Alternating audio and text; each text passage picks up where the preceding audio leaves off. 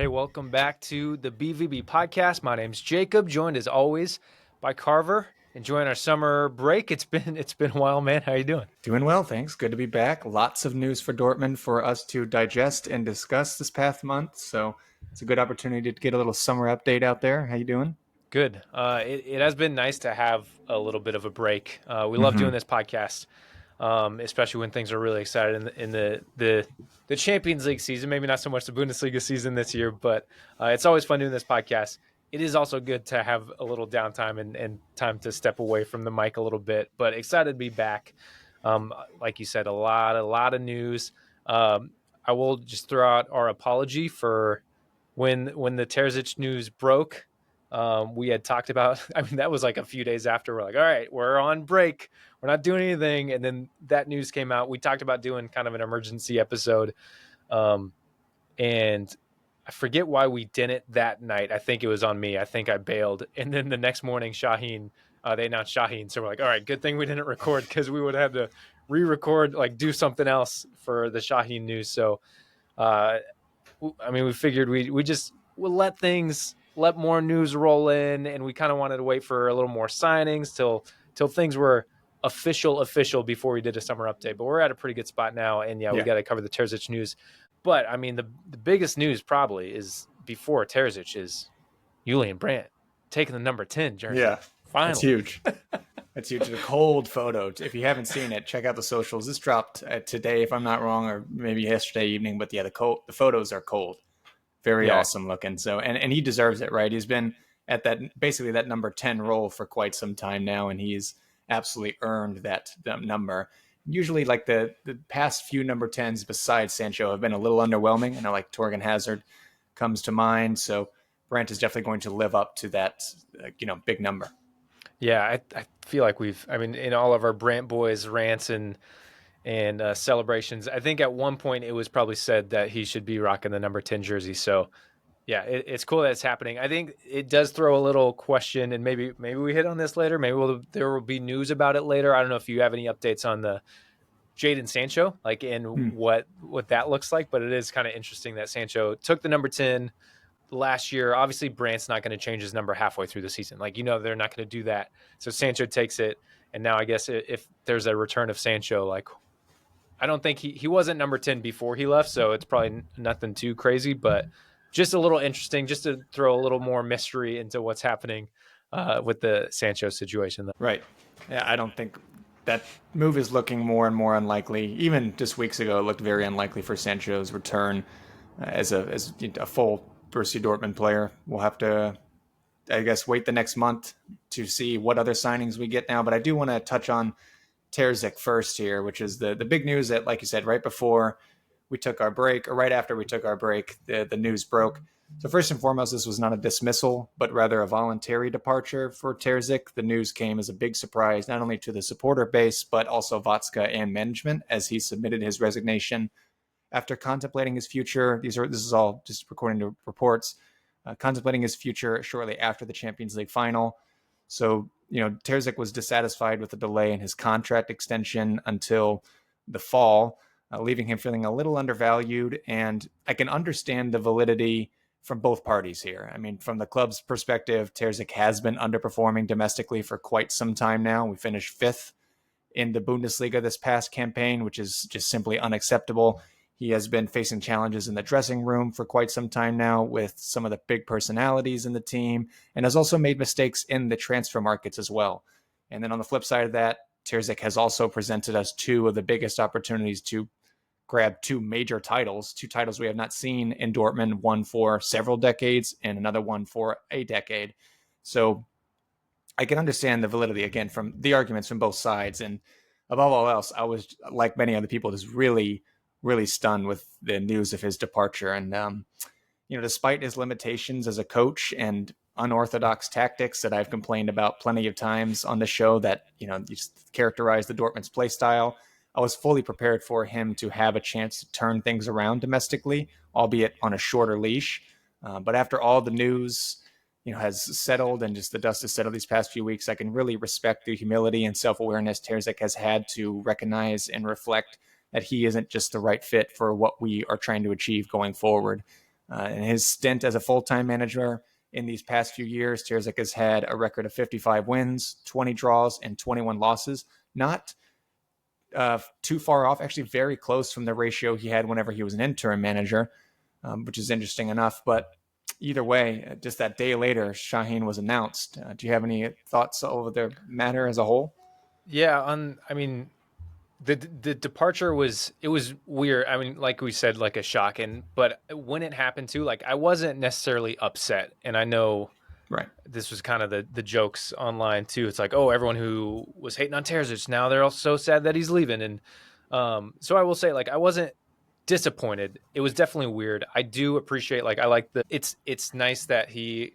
I mean, it was like the parting the way or mutual agreement or whatever. He like it's interesting that he decided to leave, but I can kind of see it to where, I mean, I think in those positions you avoid social media and everything, but like you're also under there's the real media, especially in Germany, there's where they bring a lot of pressure outside of just social media too. So you might be able to avoid it a little bit, but he definitely knows that pressure's there. He knows he's not hitting the standards that need to be set, even though he is like performing in other ways. So it is interesting, but I kind of understand him just kind of getting wanting to get out or wanting to move on somewhat of a high note and not like when things get really bad if they get really bad in this next season. So and I mean I didn't see it coming, but that was mainly because I just knew the board wanted to keep him and knew the board was Yeah. backing him. And I think because of the Champions League run, he does he deserved more of a chance. He deserved to stay. Not necessarily that I wanted that to happen, but he definitely like earned a chance to stay longer if he wanted to. So it's all really interesting how it played out. I'm not too upset about it. I mean, we had all the speculation of Sahin potentially taking over. There was all these talks and rumors beforehand. So Yeah.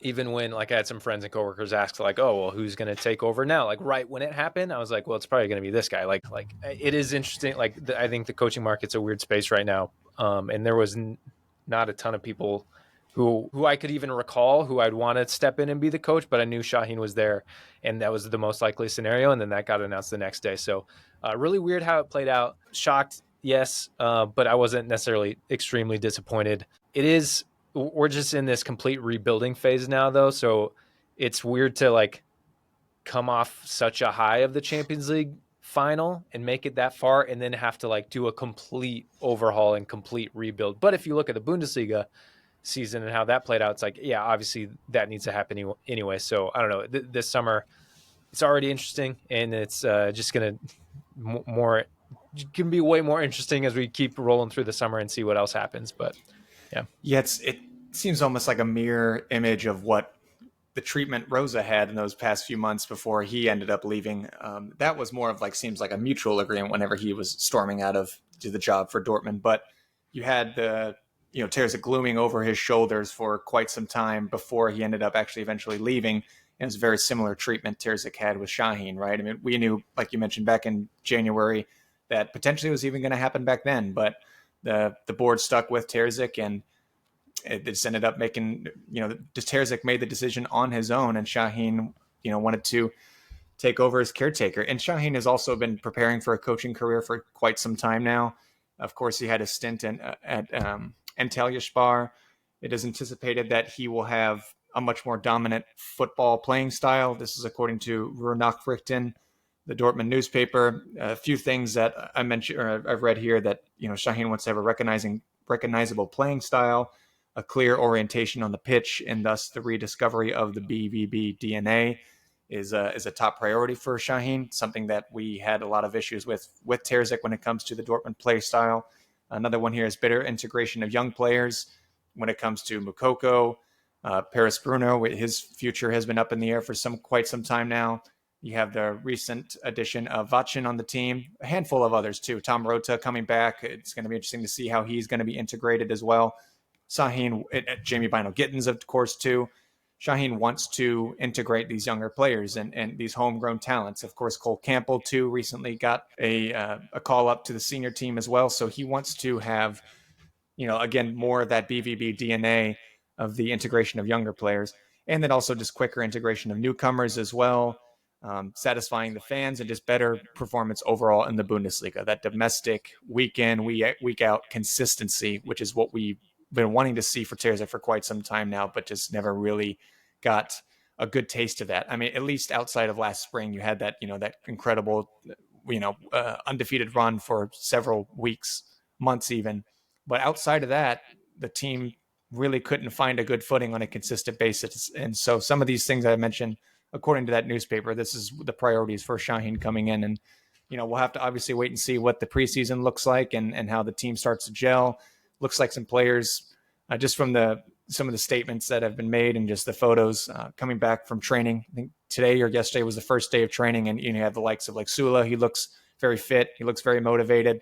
He's got the dyed hair again. Other players as well, but yeah, we'll just have to wait and see. But hopefully, this is going to be a good turn again for Dortmund with the new caretaker.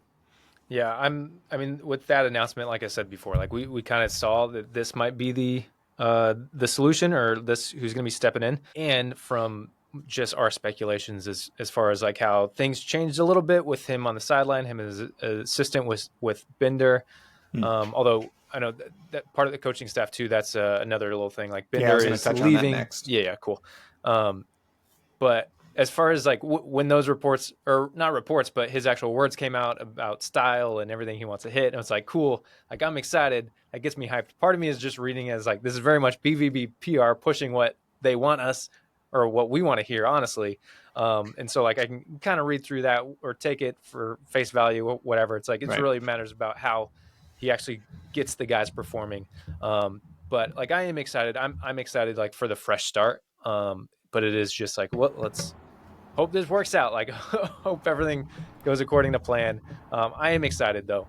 Just still a little reserved and hesitant. Just got to see what happens. And then the note of like integrating young players and everything. I'm probably talk about it a little more when we start talk about transfers, because I like the sound of that. We look at the transfers, and like we are getting older players in and everything, but it's like, if we're still, we do have a core group of young guys, and we're seeming to be signing and bringing more in, like you said, Campbell and Vetchin. So I'm really interested to see like how integrated those guys are, because when you look at the transfers, it's like specifically targeting older guys, and that makes me feel like we're kind of shifting from the young, bring guys in and give them a chance, but also we do have quite a few of these guys in our squad already, so it'll hopefully we do see them get integrated.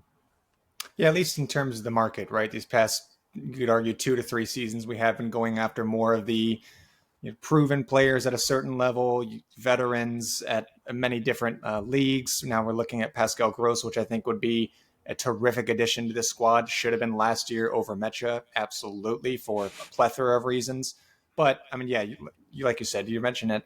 You're looking at older players. Gross is easily going to be the oldest, but we're not, looking at players mostly around that age, but just a bit more of the veteran type. I did want to also touch on the new coaching staff. So for those who haven't heard, Sven Bender will be leaving the club. He has other pursuits that he wants to look into. So you have the likes of Lucas Piszczek. He's coming back to the club, which is really exciting. I'm excited to see what he's going to be like on the coaching staff. The other two here are Nuri Sahin's assistants from Antalya Spar. Absolutely going to butcher these names, so just bear with me here. Joao Traujo. He has his A license for UEFA, and as well as, I'm not even going to attempt this other one, but his last name is Arslan. He has a UEFA B license, but both of those were Sahin's assistants at his stint in Turkey. So fresh new faces all around, top, bottom. We're talking literally from the CEO, sporting director. I mean, Kale is not new, but he's pretty darn new with the job now compared to the previous one before him. And then you just look at, again, Sahin is the head coach, and then you have a whole new coaching staff underneath him. So it is all new fresh faces, but I'm hoping it's not too big of a reset button. I know this team definitely needs some rebuilds, but we say that every goddamn year now. So I'm hoping that we can really start building on some things and lay a foundation down. That was the idea with Terzic, of course, but and there was some times here where you can see parts of that, but it just wasn't meant to be. And hoping Sahin can be that man, we'll have to wait and see. But the general thoughts for the signings so far, I mentioned Gross. There's a few other ones that I'd like to touch on too, but I'm really disappointed that we couldn't land Ian Matson. I've been saying since March now that he should have been our number one Priority. priority. Ugh. Yeah. From what I understand, Aston Villa paid more than what we were originally even going to pay to begin with, and that just falls into diminishing returns. I don't think we would have been even close to matching that. So yeah, we were kind of out of the race from the jump on that, which is really Well, just again really disappointing. yeah, the release clause was like 35 or something Mm-hmm. along that. And I think they ended up paying 60. I think more than 60, which may like if they value him that much and if they think the release clause like at the release clause level, like you got to pay more than asking price, right? Like that's kind of the thing. If you know other guys are in. The sad thing is like we barely even wanted to pay the. I mean, we obviously didn't even want to pay the release clause, or we probably could have had him. Um, but I mean, if they would have came in with that amount, even after like we were in talks and negotiations, then they probably would have sold him to him anyways. But it's crazy how much more they paid, and we didn't even want to put up the release clause, which was like half of that price. It's so upsetting. I'm still so upset about that because yeah, what are we gonna do? I think you put a tweet out, or I don't know if it was in our Discord, but about like, so we're just gonna roll with three fullbacks again this year. We do have Tom Rota. Tom Rota's Yeah. there. I think there was a tweet about, I don't know how valid it was, but just relying on Benzabaini, which sounds like a Oh, I've seen those all over terrible too. Yeah. idea. So it all just comes back to the Matson thing is still so upsetting to me. Yeah, but just one right back as well. And I've said this. I've said this since literally the calendar last year, 2023. I was saying we are going to somehow shift the pendulum in the other direction of having one single left back to having one single right back, and it's going to be a skeleton crew in that back line, and that is just what's happening again. We're going to have just Rierson right now, and after Matson fell through, we really were trying to pursue Kadioglu. That is also not looking like it's going to happen at all. I think even today we're officially out of the race for him. Very similar reasons, just the price tags. But now I mean, this is just speculation. These are just things I've seen online. But now you're seeing like Chelsea is reportedly somewhat interested in Adeyemi. And it's like, man, that could have been something we could have worked out with a deal when it comes to Matson. But either way, yeah, three fullbacks, a handful of center halves, and we have a lot more investing to do in this squad. And just I don't know. I know like the finances you can go and find online and everything. This is all public knowledge, but just the fact that once again we spent over 30 million on the likes of Mecha when you have so many other great players. Like again, like Gross would have been a fraction of that price. You would have been triple the class when it comes to on and off the field. The experience, the versatility, the intelligence that Gross would have had really would have just elevated this team to a different level last year. And still can, absolutely, but it's just really disappointing whenever we just piss away millions, tens of millions and millions of dollars on signings like that, when we just really are just desperate for investments in places like the back line. But you did have, of course, the signing recently of Valdemar Anton. I know I almost butchered that, but of course from Stuttgart, the fee was around 22.5 million. Contract's going to be to 2028, which is a pretty good addition to the back line. It's going to give some good competition to Sula, even though, again, I mentioned he's motivated. So hopefully those three can push each other to be at the level that we would need them to be at. Anton has, his defensive numbers aren't anything too striking, but his data when it comes to in possession is very impressive. Just a few stats here. He's got 92%. He's in the 92nd percentile, in passes completed, 88th percentile in progressive passes, 87th percentile in progressive carries, and also 32 matches started. So you have a player that consistently starts. He hasn't had much of any injuries or anything like that. In knocks last year, him and Schlotterbeck both are known for going forward with the ball. They can have a lot of shots for center halves. Again, lots of carries, progressive passes. They're both ball playing defenders is what I'm getting at here. So this is going to be a good addition to the squad. And I just hope it doesn't end here or stop here when it comes to those investments in the back line. Yeah, I don't have much to add except like I'm excited for the signing. The first thing I looked at was like how many games did he play last year? Yeah, Obviously he 32 comes from starts in the league. Yeah, comes from Stuttgart. He was their starting center back for them, and they obviously performed better than us and finished above us. So like, can't be mad about that all.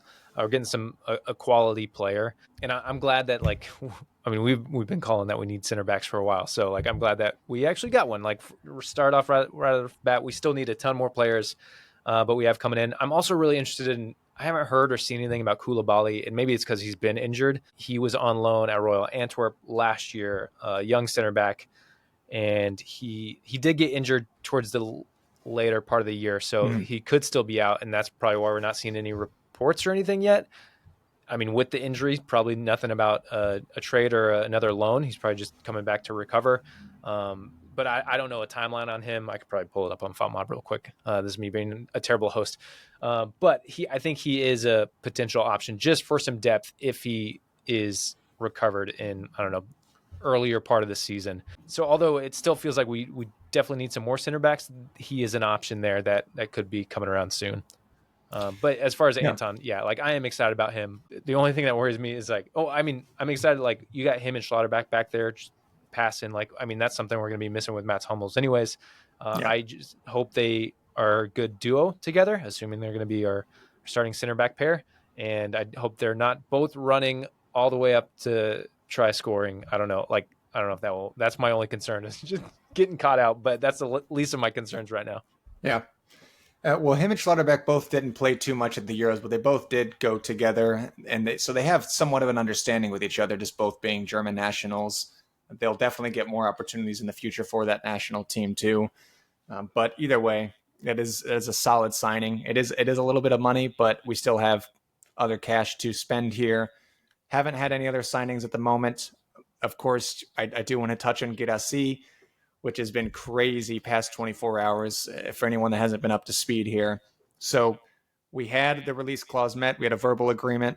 Girassi landed in Dortmund, did his medical. There were photos of him at the airport. People were taking photos with him.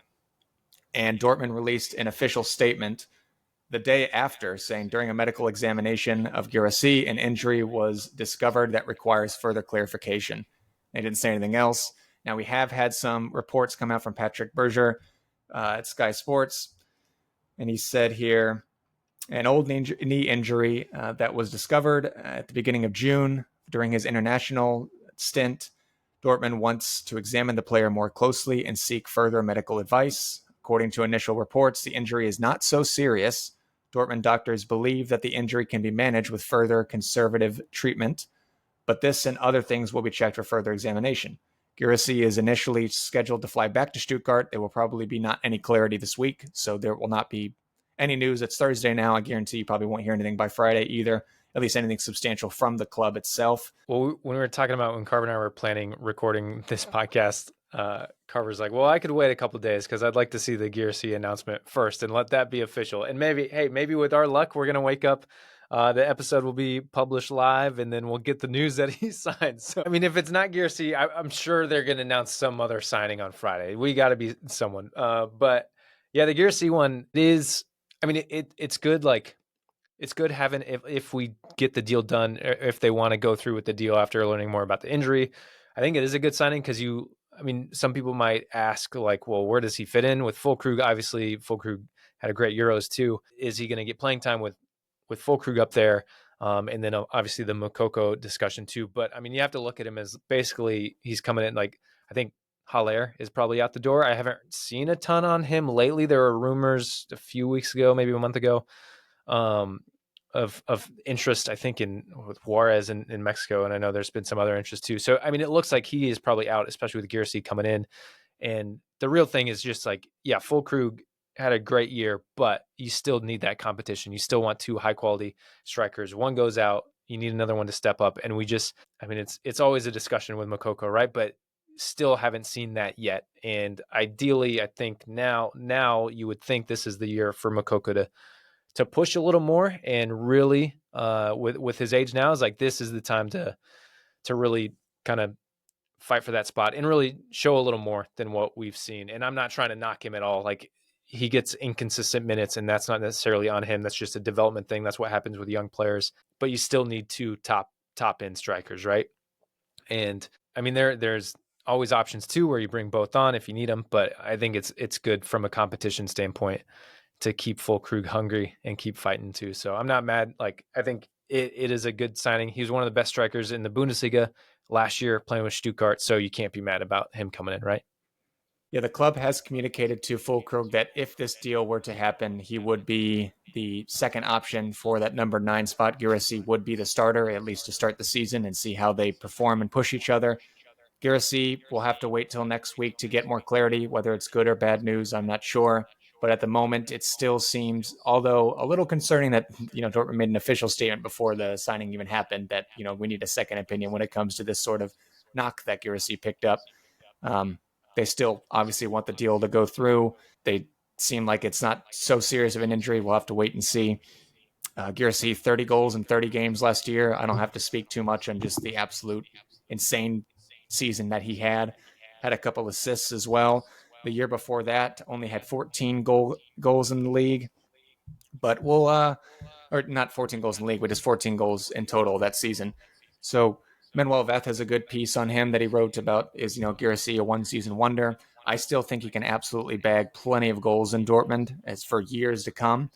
I mean, if this injury is not too serious, I don't think he can necessarily get 30 right off the bat, but I do think he can easily get 15 to 20 plus, especially with a good solid midfield that we can build behind him.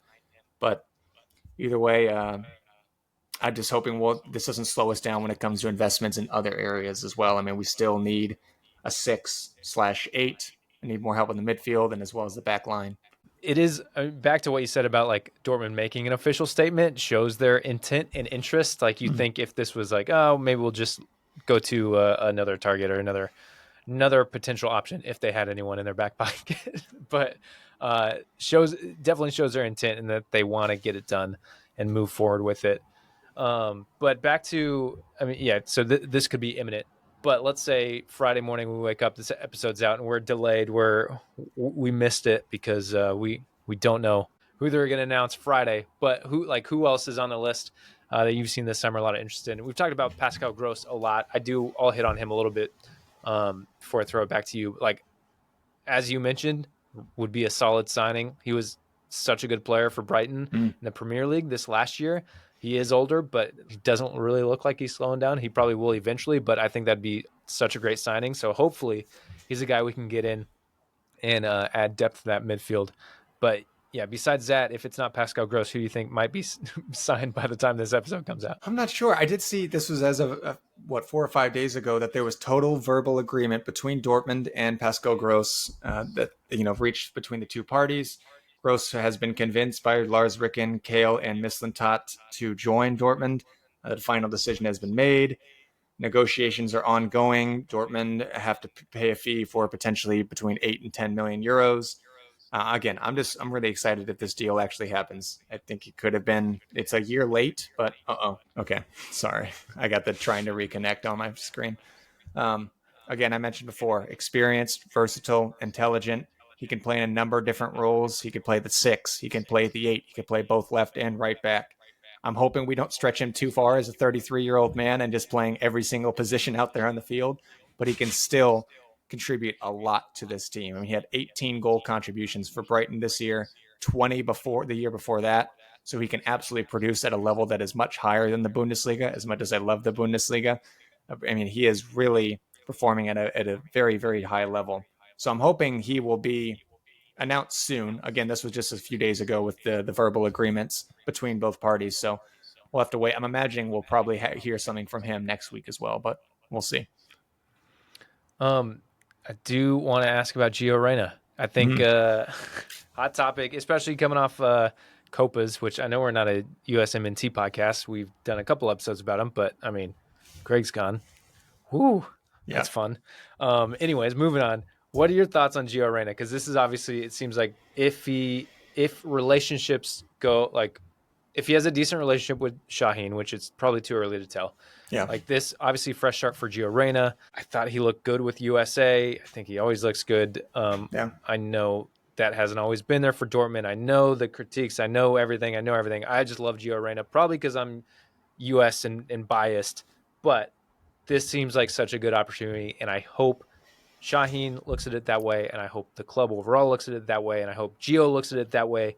This is your time to step in and make a big impact because we need it. We need it in the midfield. Like we need him to be a player for us. It's that, or like Pascal Gross, obviously we just mentioned him, but this is a great opportunity for Gio to come to re-solidify himself in the team, and I would hate to see him go out on another stupid loan that was mainly driven by his dad.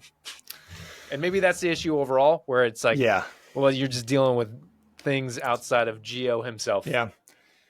I'll be honest, I also think it's a really good opportunity for the club to cash in on him too. I mean, the numbers that I've been seeing floating around the past few months, it looks like I think we probably could get more for him, but just given the really poor, second half of the season, whenever he went on loan to Forest, that was nothing but a failure there. Imagining that probably hurt his price tag a bit, but I'm curious to see if the club, wants to maybe get some cash from him and then reinvest in some other options. I'm not sure. I'm not too hype on him. I have gone back a little bit just after the whole. I don't know. I almost said like the whole last 6 months, but really just like the last year and a half, 2 years or so. I don't know. I don't know if it's just too big of a risk at this point to continue with him. I mean, there's so many other things that are, I don't know, turning me the other way with just his injuries, the drama surrounding him, the lack of consistency whenever it comes to just his performances.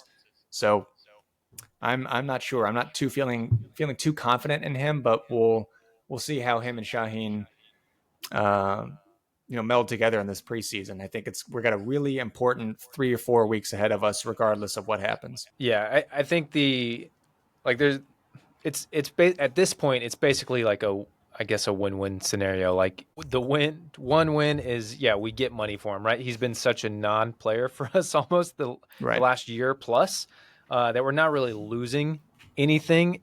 We're not necessarily losing a player who's been contributing over the last Yeah. year. So if he goes, cool, we get money, and Yeah. maybe that's what we need. So, and even in that sense, although I want him to be good for us, if he goes, I'm not going to be that hurt because I haven't seen anything from him.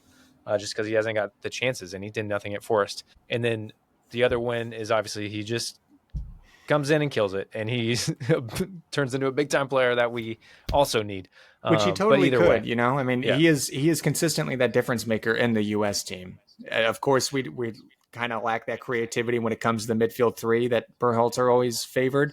But I mean, Reina has really opened up so many times for just other attackers in that U.S. team and created a plethora of chances.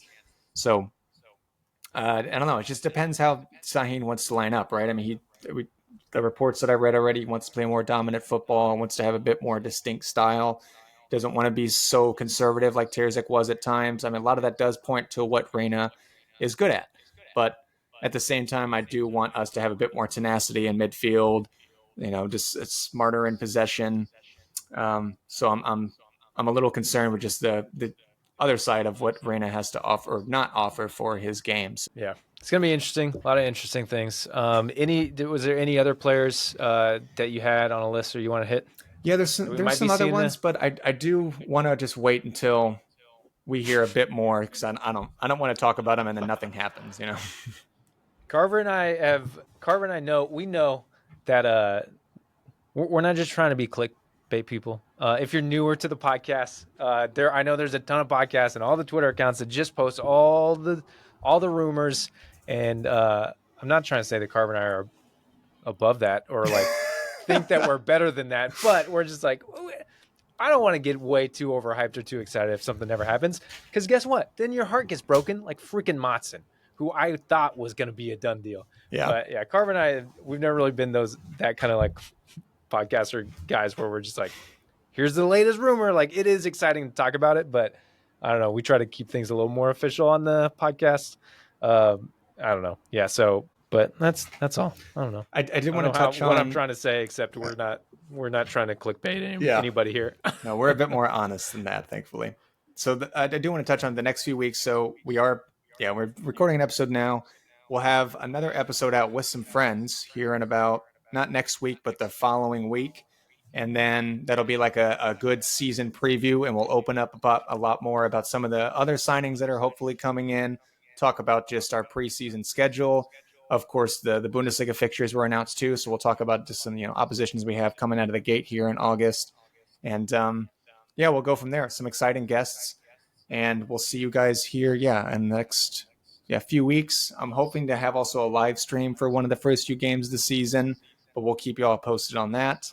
And also, This is our 98th episode, I think, if I'm not wrong. Oh shoot, 98th, 99th. So we're coming up on 100 here, which is man, really we got to throw a exciting. party. So definitely keep in tune for that.